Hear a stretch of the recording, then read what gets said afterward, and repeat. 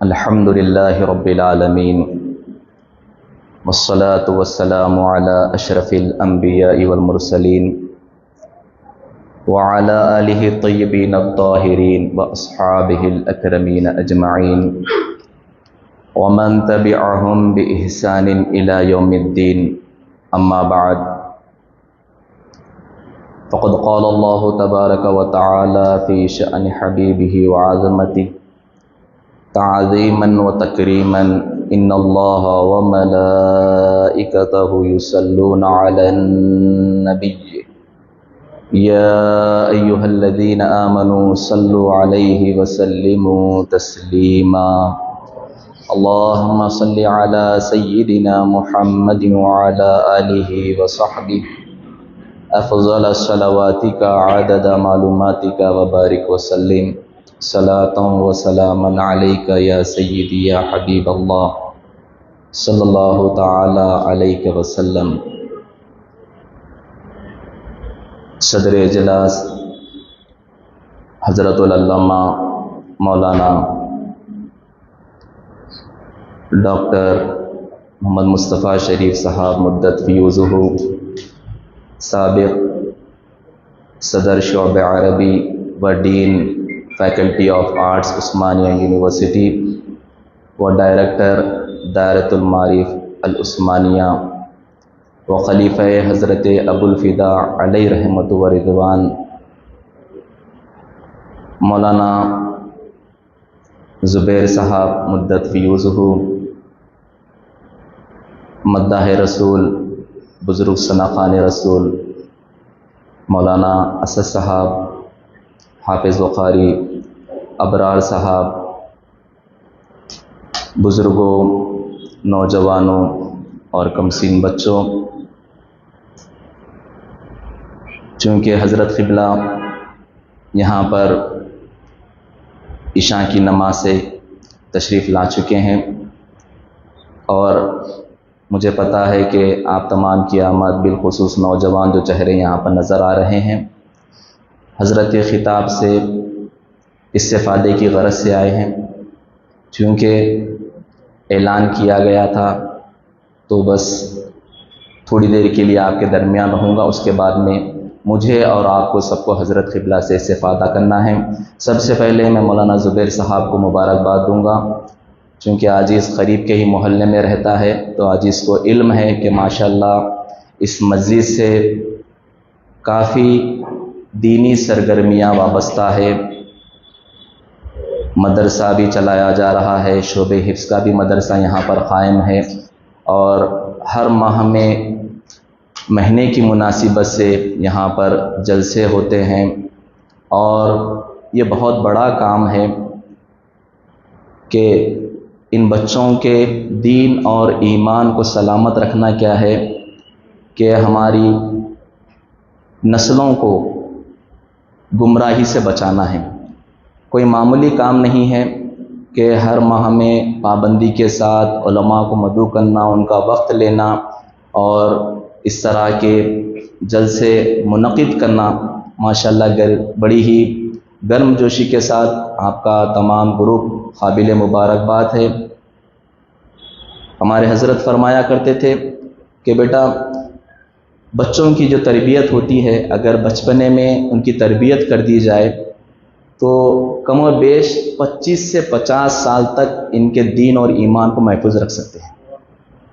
تو یہاں پر الحمدللہ وقتاً فوقتاً چونکہ بچوں کے بہت یہاں پر جلسے ہوتے ہیں، کبھی خیرت کا الحمدللہ مولانا ابرار صاحب یہاں پر موجود ہے، بہترین خیرت آپ اور ہم اب سنے ہیں۔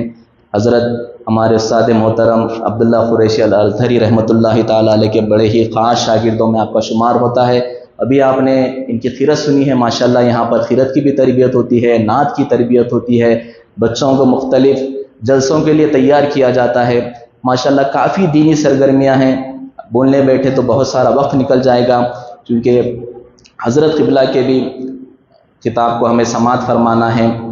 محترم بزرگوں اور دوستوں، کیونکہ آج کے جلسے کی نسبت حضرت مولا کائنات رضی اللہ تعالیٰ عنہ و حضرت خواجہ معین الدین چشتی رحمۃ اللہ تعالیٰ علیہ سے ہے، تو دو باتیں ان عظیم ہستیوں سے متعلق آپ کے سامنے رکھ کر اپنی گفتگو ختم کر دوں گا۔ حضرت مولا کائنات رضی اللہ تعالیٰ عنہ فرماتے ہیں، چونکہ یہاں پر بچے جمع ہیں، حضرت مولا کائنات فرماتے ہیں کہ جس نے مجھے الف بھی سکھا دیا وہ میرا استاد ہے، وہ چاہے تو مجھ سے زندگی بھر خدمت کرا دے، میں اس کی زندگی بھر خدمت کرنے کے لیے تیار ہوں۔ جس نے مجھے الف بھی سکھا دیا، تو ہمیں پتہ چلتا ہے کہ حضرت مولا کائنات کے اس ارشاد سے کہ ہم ہمیشہ اپنے اساتذہ کی عزت کریں، احترام کریں۔ ہمارے حضرت قبلہ فرمایا کرتے تھے کہ بیٹا علم کو اگر آپ 99% میں بانٹ دیں گے تو 99%، 100% میں اگر بانٹیں گے تو 99% صرف ادب ہے اور 1% علم ہے۔ جس کے پاس ادب ہوگا علم اس کے پاس چل کر آئے گا، اگر آپ علم رکھ لیں گے آپ کے پاس ادب نہیں ہے تو سمجھے کہ آپ کے پاس علم آنے والا نہیں ہے۔ حضرت مولا کائنات فرما رہے ہیں کہ جس نے مجھے الف بھی سکھا دیا وہ میرا استاد ہے، چاہے تو زندگی بھر مجھ سے خدمت کرا لے۔ تو ہمیں چاہیے کہ ہم اپنے اساتذہ کی بات کو مانیں، ان کے کہنے کو سنیں، زندگی بھر عمل کریں، اور وہ نوجوان، وہ بچے ہمیشہ کامیاب رہتے ہیں جو زندگی بھر اپنے اساتذہ کے ساتھ رہتے ہیں۔ پڑھ کر آگے نکل جائیے مگر کبھی اپنے اساتذہ کو زندگی میں چھوڑیے مت۔ آپ کی دین دنیا اگر آخرت سلامت رہنا ہے تو زندگی بھر اپنے اساتذہ کے دامن کو تھام کر رہیے، چاہے وہ آپ کے عربی کے استاد ہو، چاہے قرآن مجید پڑھانے والے ہو، چاہے آپ کو انگلش تعلیم دینے والے ہو، یہ تمام اساتذہ کرام آپ کے ٹیچرز ہیں۔ تو ہمیشہ اگر آپ ان کو تھام کر رہیں گے تو آپ کی دین دنیا اور آخرت کی سلامت رہے گی۔ تو یہ ہمیں آج کے اس جلسے سے سیکھنا ہے، اور ہمارے اخلاق بڑے بلند ہونا چاہیے۔ حضرت مولا کائنات ایک جنگ میں ہیں، جنگ ہو رہی ہے اور دشمن کے گردن کے قریب تلوار حضرت مولا کائنات کی جا چکی ہے، گردن پہ تلوار رکھ دیے ہیں اور سامنے والے کی تلوار چھوٹ گئی ہے، بس اب سر قلم ہی کرنے والے تھے کہ وہ حضرت مولا کائنات رضی اللہ تعالیٰ عنہ کے چہرے مبارک پر تھوک دیتا ہے۔ آپ اپنی تلوار نکالتے ہیں اور میان میں رکھ لیتے ہیں۔ وہ بڑا تعجب میں پڑ جاتا ہے کہ بھئی میرے سے تو تلوار چھوٹ چکی تھی اور حضرت مولا کائنات کی تلوار میری گردن کے قریب آ چکی تھی، میرا سر تن سے جدا کرنے والے تھے، مگر کیا بات ہوئی کہ آپ نے تلوار نکالی اور اندر رکھ لیے؟ جا کر پوچھتا ہے تو آپ فرماتے ہیں کہ جب تک میں لڑ رہا تھا اللہ کے لیے، اللہ کے رسول کے لیے اور دین کی نصرت کے لیے لڑ رہا تھا، جب تو نے میرے چہرے پہ تھوک دیا تو اگر میں تیرا سر اڑا دیتا، سر قلم کر دیتا، تو دنیا تو یہی کہتی کہ حضرت علی کے چہرے پہ تھوکنے کی وجہ سے علی نے سر اڑا دیا۔ علی کسی سے بدلہ لینے والا نہیں ہے، اگر علی کی تلوار اٹھے گی تو دین کے لیے اٹھے گی، اسلام کے لیے اٹھے گی، اگر حضور کی شان میں اگر کوئی گستاخی کرے گا تو تب اٹھے گی۔ علی کبھی اپنے لیے کسی سے بدلہ نہیں لے گا۔ حضرت مولا کائنات کے اخلاق قربان جائیے آپ کہ کبھی کسی سے آپ بدلہ نہیں لیتے تھے، حالانکہ چہرے پہ تھوک چکا، تلوار گردن پہ رکھی ہوئی ہے، چاہتے تو سر قلم کر سکتے تھے، مگر آپ نے اپنے غصے پہ قابو پایا۔ آج یہی چیز آج ہمارے نوجوانوں میں نہیں ہے، ہم غصے پہ قابو نہیں پا رہے ہیں۔ کہیں دور مت جائیے، یہ جلسے منعقد کرنے کا مطلب کیا ہے کہ ہم اپنی زندگیوں کو بدلیں، اور اللہ تعالیٰ اس قوم کی حالت کو تب تک نہیں بدلتا جب تک وہ خود اپنے آپ کو نہ بدلیں۔ اور یاد رکھیں کہ ہر قوم کی ریڑھ کی ہڈی اس کے نوجوان ہوتے ہیں، ہر قوم کی بیک بون اس کے نوجوان ہوتے ہیں۔ جس قوم کے نوجوان سدھرے ہوئے نہ ہو وہ قوم کبھی ترقی نہیں کر سکتی۔ تو یہ نوجوانوں کی ذمہ داری ہے کہ ہم اپنے غصے پہ قابو پائیں۔ آپ جائزہ لیجئے اپنے اطراف اور اخلاف کے محلوں میں پچھلے 1 سال میں کتنے قتل عام ہوئے، کس وجہ سے ہوئے؟ غصے کی وجہ سے، عداوت کی وجہ سے، آپس میں بحث اور مباحثے کی وجہ سے، اپنی انا کے لیے یہ قتل عام ہو رہے ہیں، آج بھی ہو رہے ہیں۔ کیوں ہو رہے ہیں؟ کہ ہم اپنے بزرگوں کی تعلیمات کو، خلفائے راشدین کی تعلیمات کو، اولیاء اکرام کی تعلیمات سے ہم دور ہو گئے ہیں۔ آج ہمارا ایمان کمزور ہو گیا ہے۔ کیا ایمان گھر میں بیٹھنے سے آئے گا؟ ایمان اللہ کے گھروں کو آباد کرنے سے آتا ہے۔ ایمان 5 وقت اللہ کے گھر میں حاضری دینے کی وجہ سے آتا ہے۔ میں اپنے بزرگوں سے اور یہاں کے اصحاب سے گزارش کروں گا کہ یہاں پر جو ایکٹیویٹیز چل رہے ہیں اس میں اپنے نوجوانوں کو، اپنے بچوں کو شریک کرے، اس میں شریک کرے، تاکہ ان کا دین، ان کا ایمان محفوظ رہے گا، اور کل آنے والے ہماری قوم کے یہ لیڈر ثابت ہوں گے، یہ علماء ثابت ہوں گے، یہ حفاظ بنیں گے، یہ قراء بنیں گے۔ اگر آپ محنت کریں گے تو تب جا کر بنیں گے۔ اگر آپ اپنے بچوں کو اگر گھر میں رکھیں گے، علماء کی صحبت میں نہیں رکھیں گے، تو یاد رکھیے کہ بچے کبھی ترقی کرنے والے نہیں ہیں۔ حضرت محدث دکن علیہ رحمت و رضوان فرماتے ہیں کہ بابا اگر تم دنیا کرتے رہو گے تو یہ دنیا تمہیں کتا بنا دے گی۔ سورہ یوسف نامہ میں حضرت لکھتے ہیں کہ اگر تم دنیا کے پیچھے بھاگتے رہو گے تو یہ دنیا تمہیں کتا بنا دے گی، اگر تم دین کو تھام کر دنیا کرو گے تو یہ دنیا لونڈی بن کر تمہارے قدموں میں چلے آئے گی۔ بتاؤ آج حضرت خواجہ معین الدین چشتی سنجیری رحمت اللہ تعالی علیہ کے پاس ساری دنیا سے لوگ آ رہے ہیں، سارے عالم سے لوگ آ رہے ہیں۔ کیوں آ رہے ہیں؟ کہ حضرت جب تک دنیا میں موجود تھے اللہ اور اللہ کے رسول کا تذکرہ کیا کرتے تھے، ان کے وصال فرمانے کے بعد کل قیامت تک ان کا چرچا ہوتا رہے گا، کل قیامت تک ان کا چرچا ہوتا رہے گا۔ تو ہمیں چاہیے کہ ہم بزرگوں سے وابستہ ہو جائیں، علماء سے وابستہ ہو جائیں، یہاں پر جو دروس ہوتے ہیں اس سے وابستہ ہو جائے، تاکہ ہماری دین دنیا آخرت سلامت رہے، ہم ترقی کر سکے، ہم حضور کے صحیح عاشق بن سکے۔ آج ہو کیا رہا ہے؟ برائے نام ہم مسلمان تو ہے مگر حضور کی سیرت سے واقف نہیں ہے، خلفائے راشدین کی سیرت سے واقف نہیں ہے، اہل بیت اطہار کی سیرت سے واقف نہیں ہے، کچھ بھی نہیں ہے، بس دنیا کے پیچھے پڑے ہوئے ہیں۔ دنیا کرنے سے کوئی مولوی، کوئی عالم آپ کو نہیں روکتا۔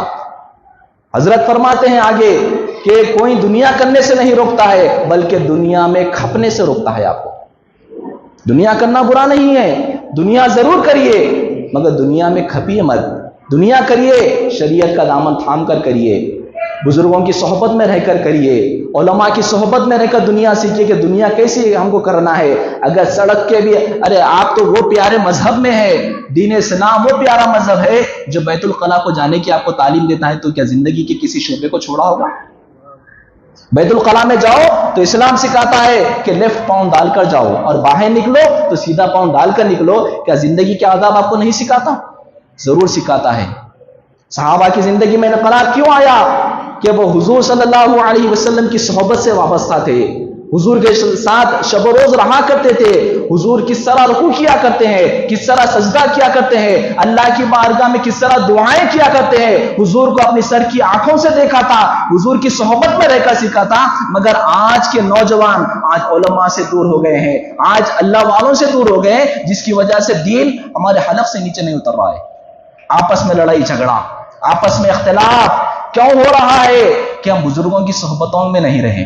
اگر بزرگوں کی صحبت میں رہتے نہ تو یہ اختلاف ہوتا، نہ لڑائی جھگڑا ہوتی، نہ ہی خاندانوں میں جدائی ہوتی۔ ایک گھر میں 4 بھائی ہے مگر آپس میں بات ہی نہیں کرتے، کیوں ہے یہ؟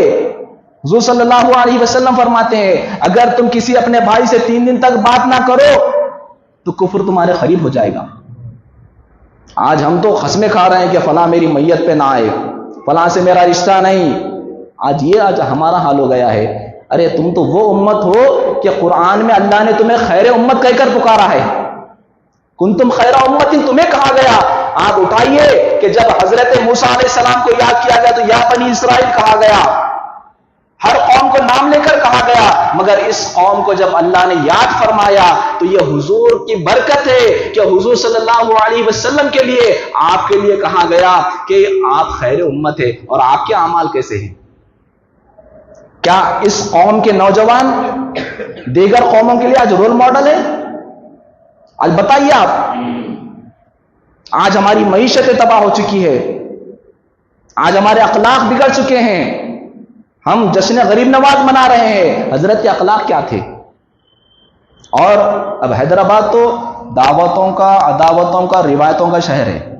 ہم لوگ کیسی زندگی ہو گئی؟ اب رمضان شریف قریب ہے، رمضان آئیں گے بس روزے رکھ لیے گزار دیے ختم، پھر بقرعید آئی چلو بکرے وکرے کاٹ لیے، وہ کھا لیے پی لیے گزار لیے ختم، میلاد آئی وہ دیگاں چڑھا لیے، وہ جھنڈے لہرا لیے بس ختم۔ مگر زندگی میں کوئی تبدیلی نہیں آ رہی ہے، کیوں؟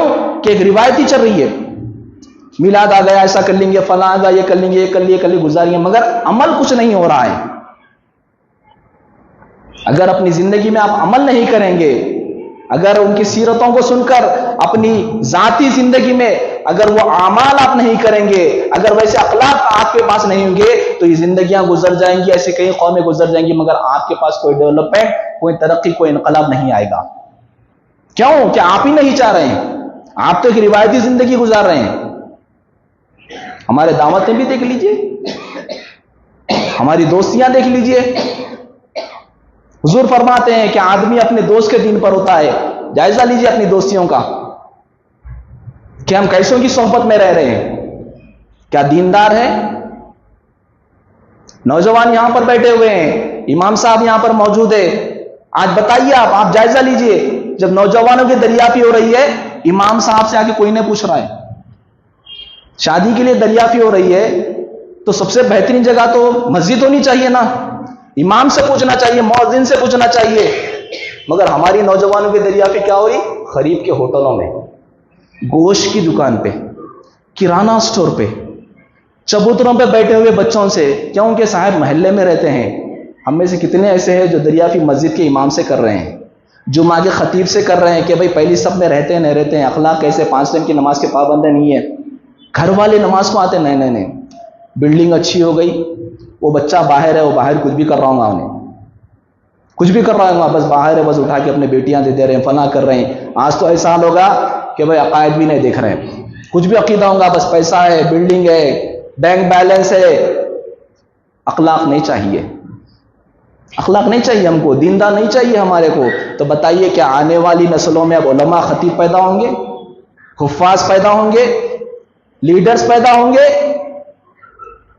حضرت اکثر فرمایا کرتے اپنے خطاب میں، جیسے ہم اعمال آسمان والے کی جانب بھیجیں گے ویسے فیصلے اتر رہے ہیں، ویسے فیصلے زمین والوں پہ نازل ہوتے ہیں۔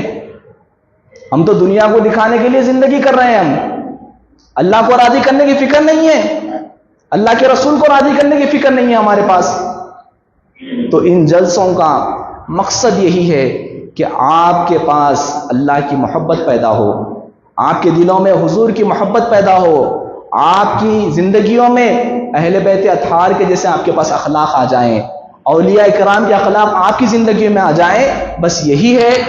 اسی لیے ان جلسوں کو منعقد کیا جاتا ہے۔ تو ہمارا کام ہے کہ ہم علماء کے خطابات کو سنیں اور اپنی زندگی کو روشن کریں۔ میں اللہ سے دعا کرتا ہوں کہ جو کچھ کہا گیا اور سنا گیا اس پر ہمیں عمل کرنے کی توفیق عطا فرما۔ وصلی اللہ تعالی علی